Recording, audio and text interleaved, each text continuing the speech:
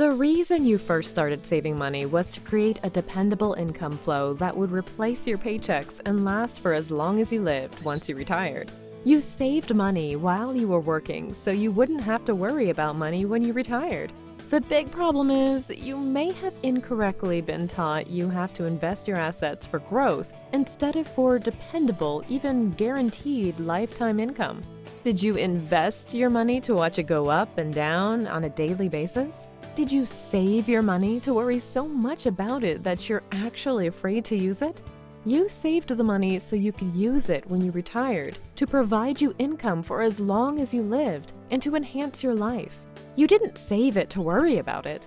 You saved to replace the paychecks you're no longer receiving and pay for all the things you want and need.